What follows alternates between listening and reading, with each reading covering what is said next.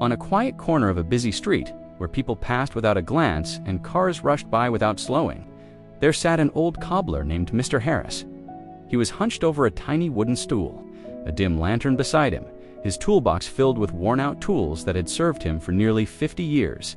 He spent his days fixing torn shoes, stitching broken soles, and polishing faded leather.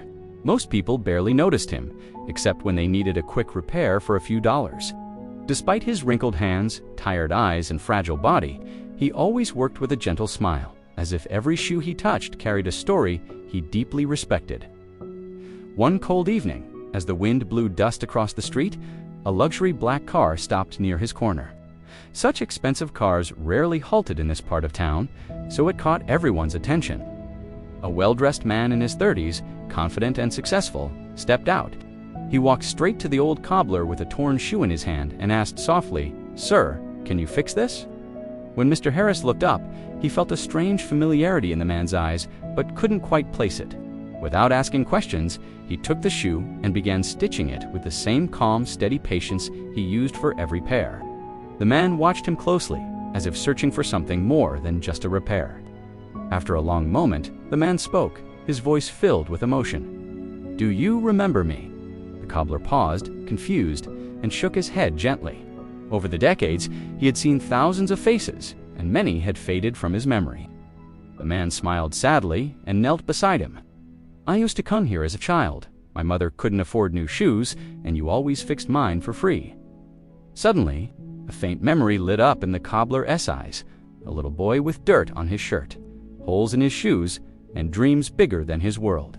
He remembered the boy standing before him, crying because other kids made fun of his broken shoes.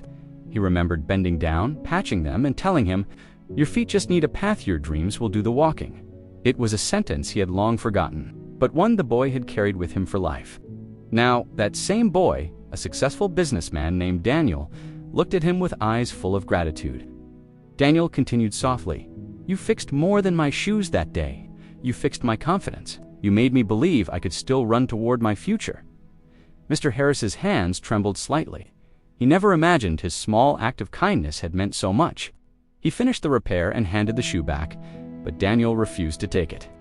Instead, he sat beside the old man on the cold pavement, ignoring the curious stares from passersby. "I've been searching for you for months," he said. "I wanted to thank you, because everything I am today started right here on this corner." As the old man listened, tears slowly filled his tired eyes. For years he had worked silently, unseen by the world, believing his life had passed without meaning. But now, he realized that even the smallest kindness can echo across decades.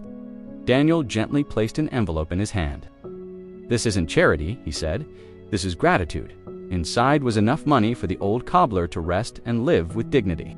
But what touched him even more was a handwritten note. "You didn't just repair shoes, you repaired lives." Daniel then helped him stand and packed his tools. "You're coming with me," he said. "You don't need to sit on this cold street anymore." But Mr. Harris just smiled and shook his head.